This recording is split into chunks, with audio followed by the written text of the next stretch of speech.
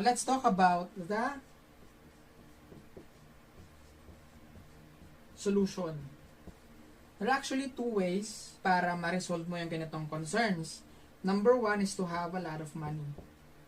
But we have to accept the fact na hindi lahat kaya mag-ipon, hindi lahat mayaman, hindi lahat may pera. Diba? The second solution to this is to get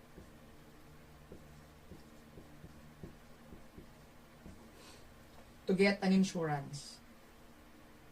What I mean by insurance kasi, let's say for example, you have saved 1.5 million for 17 years. Tapos, kung meron kang insurance na ang total value amount is 1 million, gagamitin mo ba agad to?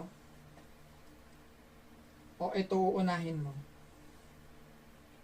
Of course, ito, di ba? Now, nagamit mo ba to?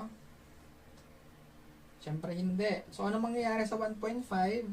It will be used sa education ng anak mo. Make sense?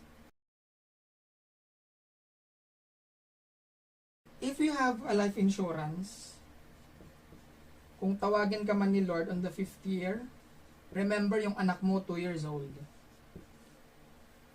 On the 5th year, ilang taon pa lang yung anak mo? 7 years old.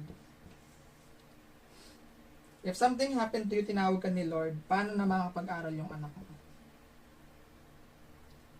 Balik ulit tayo sa sitwasyon kanina, sa two situations, breadwinners or hindi sila makakagraduate. But since you have a life insurance, na ang coverage ng life insurance mo is 2 million pesos, kung tawagin ka man ni Lord, mare-receive ng family mo tong 2 million pesos, and then, yung anak mo na 7 years old, kausapin mo yung asawa mo na itago yung 1.5M para in preparation sa pag-aaral ng anak mo pagdating niya ng college. So, what do you think would happen?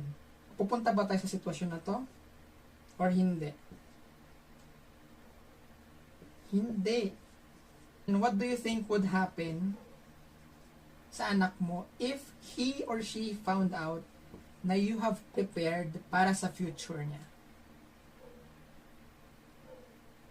Your kid would be forever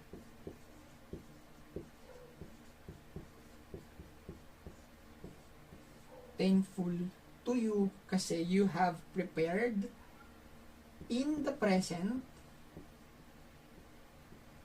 and future. And these two are being taken care of, your life insurance. So ayun, mamshis and papshis, this is how important life insurance sa buhay natin at sa buhay ng mga anak natin.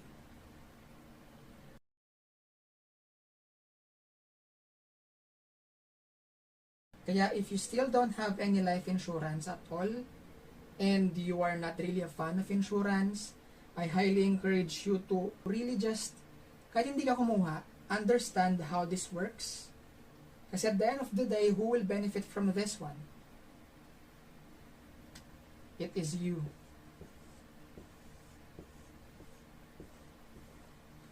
And your loved ones.